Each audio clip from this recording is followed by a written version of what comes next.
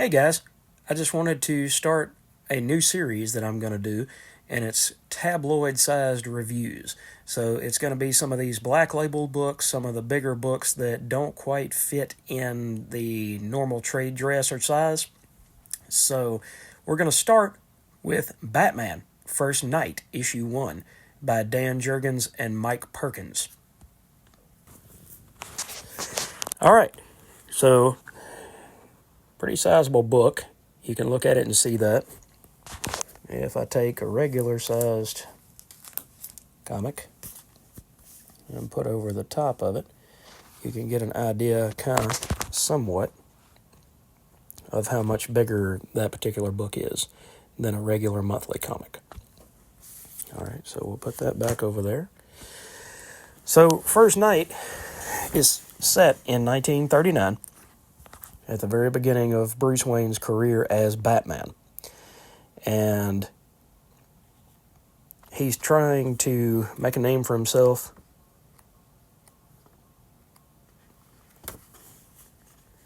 both with the cops. It's Commissioner Gordon there. As well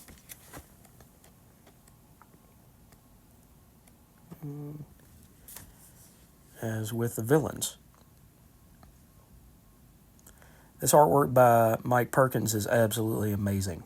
He did a run on CrossGen for a title called Ruse. And Ruse was almost like a Sherlock Holmes Victorian Age mystery title. And did excellent. He's also worked on Captain America. He's worked on a bunch of high-profile titles. And he gets the whole Victorian era feel and how it should feel. And everything's dark because Gotham has got its own life and its own identity. And so, as Batman is trying to figure out who's killing all of these high-profile politicians, he runs across these guys who are big, strong, not-so-silent types, but he can't quite figure out what gives them their strength. And so one of them even picks him up and tosses him off the side of the building, and then they give chase.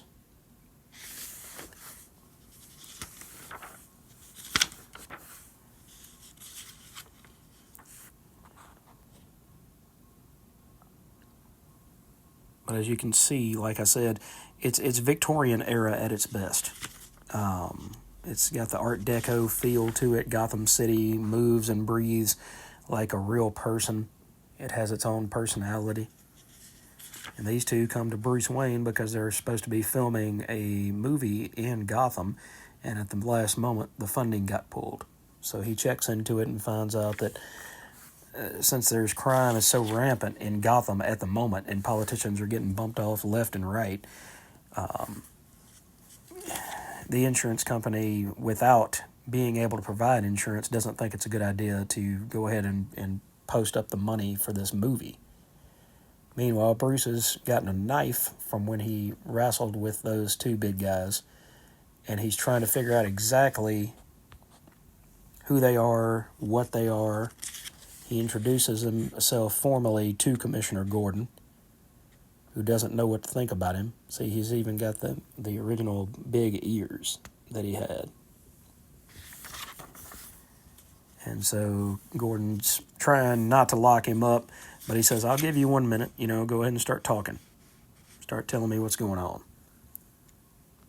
And then he plays mysterious and jets off when Gordon's still talking to him, which becomes his M.O. with Gordon.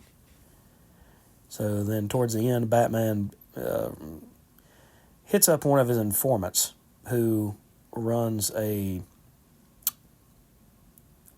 brothel of ill repute, we shall say. And he's trying to hit him up for information, and he doesn't know anything, but one of his ladies knows something and tells Bruce Wayne that one of her Johns has been cocky about, I'm dealing with all of these things, but I don't have to deal with them because I've got some toughs. And she lets loose that they're undead, you know, and they're not supposed to be able to kill them. So he goes back to the commissioner, and the commissioner says, yeah, the prints that we pulled are from a dead man. So Bruce ends up going to Blackgate Prison, and they're going to do a execution at midnight. All of a sudden, the power goes out. Everything goes dark.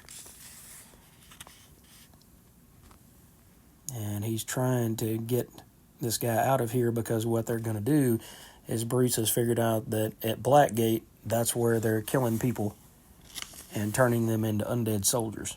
So they grab him. The lights came back on, strapped him to a chair, and spoiler alert, we're about to have fried Batman at the beginning of issue 2. So, but I wouldn't say that it's that much of a spoiler because, you know, Batman's still alive. So I don't think he died in 1939. I don't really think that Bruce Wayne has been an imposter all of this time. But I would say that if you like pulpy things, if you like Art Deco, 1930s, 1920s sorts of stories, that you're going to really enjoy this. And I picked up this particular cover because it reminds me of one of those pulp magazine covers from the 1920s and 30s, like a Doc Savage or something of that nature, even Tarzan at a later time. So that's the first video that I'm going to do in this series, talking about books that are bigger than a regular monthly comic book. I thoroughly enjoyed this. Hopefully you enjoyed this short little preview of this book. It's supposed to be, I believe, a 3-part miniseries. So this book actually came out not this week, but 2 weeks ago. And I can't wait for the next issue to come out. I want to check it out and see how Batman is going to get out of old Sparky. So thanks for joining me on this. If you like this video, please like and subscribe to the channel. It's growing by leaps and bounds. I can't be happier about that. And that's why I'm making sure that I provide you guys with brand new content at least once or twice every other day. Hopefully it will be sooner than that before I get the next video out. But I'll see you in that video.